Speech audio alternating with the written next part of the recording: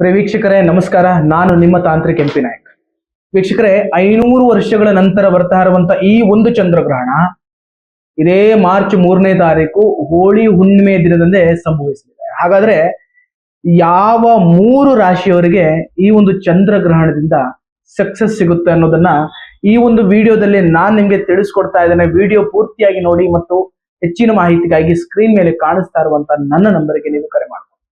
ವೀಕ್ಷಕರೇ, ಈ ಚಂದ್ರಗ್ರಹಣವು 3:23 ಸಂಜೆ 6:46 ಕೂಡ ಚಂದ್ರಗ್ರಹಣವು ಭಾರತದಲ್ಲಿ ಸಂಭವಿಸಲಿದೆ. ಹಾಗಾದ್ರೆ ಈ ಒಂದು ಸೃಷ್ಟಿಯಿಂದ ಯಾವ ರಾಶಿಯವರಿಗೆ ಅತೀಚ್ಛವಾದಂತಹ ಲಾಭ ದೊರಕುತ್ತದೆ ಅನ್ನೋದನ್ನ ನಾನು ನಿಮ್ಗೆ ತಿಳಿಸ್ಕೊಡ್ತಾ ಇದ್ದೇನೆ. ಆ 3 ರಾಶಿಗಳು ಯಾವುವು ಅಂತ ಹೇಳಿದ್ರೆ, ಒಂದು ಧನುರಾಶಿ, ಮಕರ ರಾಶಿ ಮತ್ತು ಸಿಂಹ ರಾಶಿ.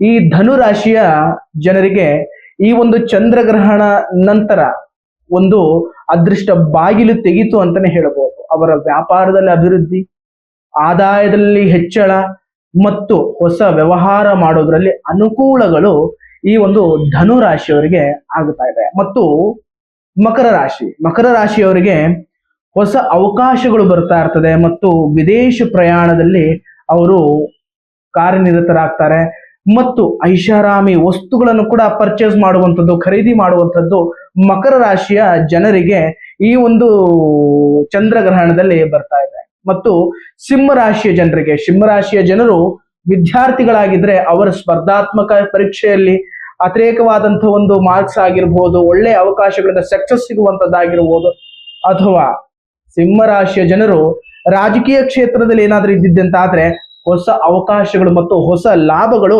ಅವರ ಮನೆ ಬಾಗಿಲ ತನಕ ಹುಡುಕಿಕೊಂಡು ಬರ್ತದೆ. ಮತ್ತು ವ್ಯಾಪಾರದಲ್ಲಿ ಅಭಿವೃದ್ಧಿ, ಏಳಿಗೆ, ಇಂಪ್ರೂವ್ಮೆಂಟ್ ಅನ್ನೋದು ಕೂಡ ಈ ಒಂದು ರಾಶಿಯವರಿಗೆ ಕಂಡು ಬರ್ತದೆ. ಹಾಗಾದ್ರೆ ಈ ಒಂದು 3 ರಾಶಿಯವರು ಚಂದ್ರಗ್ರಹಣ ನಂತರ ಅವರ ಅದೃಷ್ಟದ ಬಾಗಿಲು ಕೂಡ ತೆಗೆದಿತ್ತು ಅಂತಾನೆ ಹೇಳ್ಬೋದು.